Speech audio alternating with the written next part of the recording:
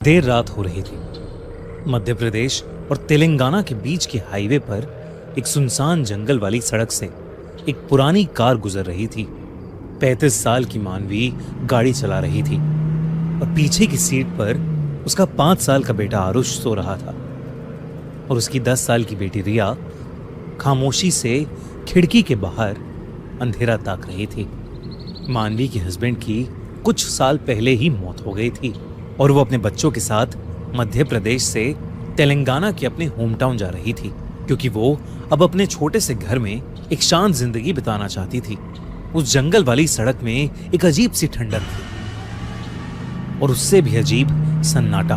दूर दूर तक कोई भी कार नहीं थी। थोड़ी देर बाद मानवी के सर में तेज दर्द उठा। उसने पहले सोचा कि थकान है, लेकिन दर्द धीरे धीरे बढ़ता गया। तभी रिया ने अपनी पीठ पकड़ी और वो जोर से चिल्लाने लगी। इतने में आरुष भी उठकर रोने लगा और कहने लगा कि कोई उसका पैर पकड़ रहा है।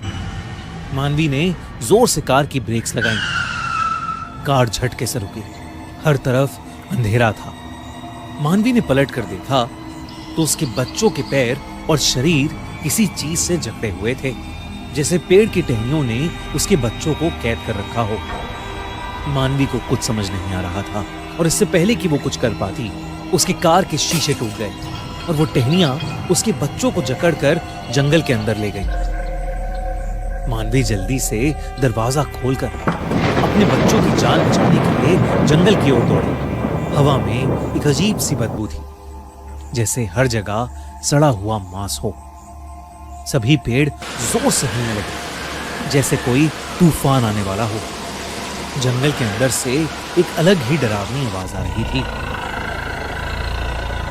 जैसे कोई बहुत भयानक राक्षस उसके अंदर से गुर्रा रहा हो।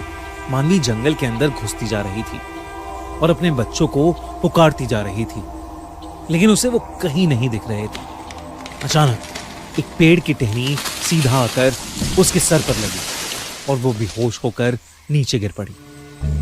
जब उसकी आंख खुली तो एक बूढ़ी सी औरत उसके पास खड़ी थी। उसके हाथ में एक मशाल थी। मानवी बहुत बुरी तरह से जख्मी थी।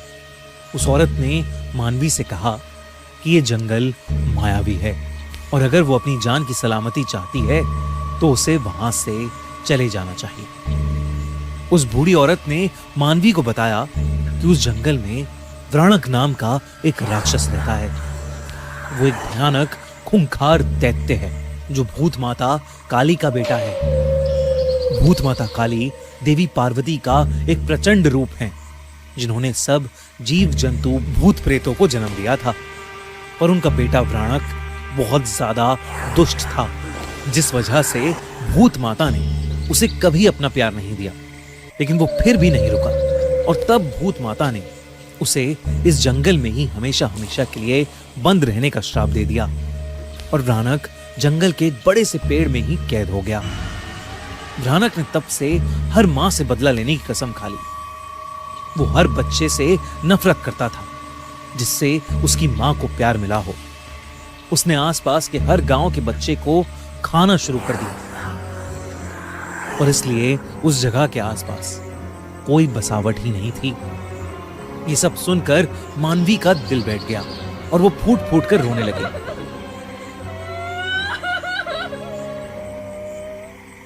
उस बूढ़ी औरत ने मानवी को कहा कि अब तक व्राणक उसके बच्चे निगल चुका होगा और इसलिए उसे अपनी सलामती के लिए वहां से चले जाना चाहिए।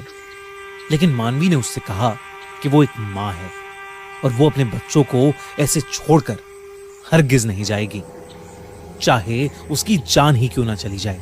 इस पर उस बूढ़ी औरत ने उसे आशीर्वाद दिया और कहा कि भूत माता काली तुम्हारी रक्षा करे। और इसके तुरंत बाद जब मानवी ने बूढ़ी औरत की तरफ देखा तो वो वहां पर थी ही नहीं, बल्कि वो दूर दूर तक कहीं दिखाई दे ही नहीं रही थी। ऐसा लग रहा था कि जैसे वो हवा में कहीं गायब हो गई हो। बस जमीन पर उसकी मशाल पड़ी थी। मानवी ने वो मशाल उठाई और आगे बढ़ी। जंगल अब और गहरा और भयानक लग रहा था। हर पेड़ में जैसे शैतानी आंखें थीं जो उसे देखे जा रही थी। भ्राणक की गुर्राने की आवाज भी बढ़ती जा रही थी।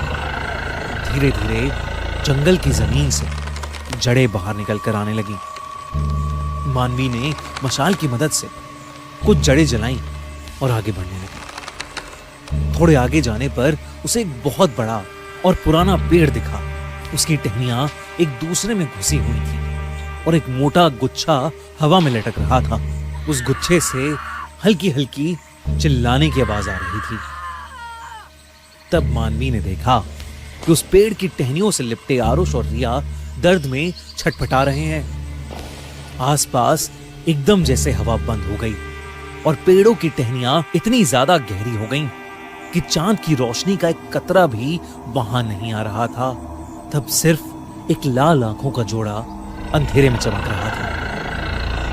मानवी को समझ आ गया कि उसके सामने व्राणक है, वही दैत्य जिसके बारे में उस बूढ़ी औरत ने उसे बताया था।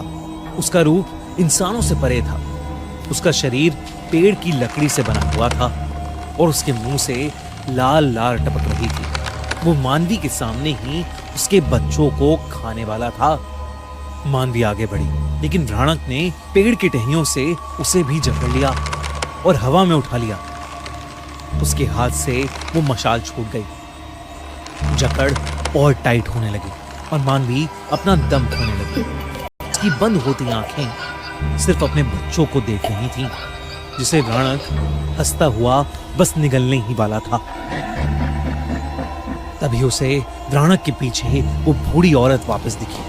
आसमान में जोर की एक बिजली कड़की और वो औरत एकदम से एक भयानक देवी में बदल गई।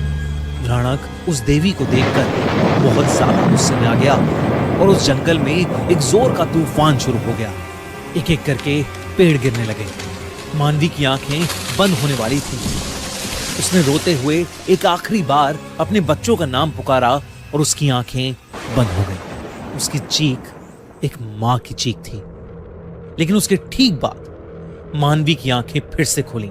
इस बार उसकी आंखें लाल थीं और मानवी में एक अजीब सी ताकत आ गई थी, जैसे स्वयं देवी उसके अंदर आ गई।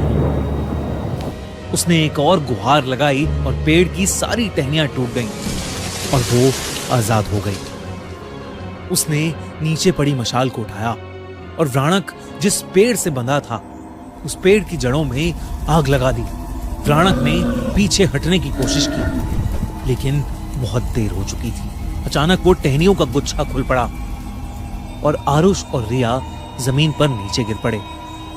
देखते ही देखते व्राणक की दर्द में चीखें सुनाई देने लगी और कुछ ही देर में वो पेड़ जल के राख हो गया। साथ ही व्राणक का अंत हो गया। मानवी को अचानक से चक्कर आए और वो नीचे गिर पड़ी। उसके सामने भूत माता काली देवी प्रकट हुई और मानवी के सर पर अपना हाथ रख के उगते सूरज की रोशनी में समा गई। मानवी और उसके बच्चों के शरीर पर लगी चोटें कुछ ही पलों में अपने आप गायब हो गईं।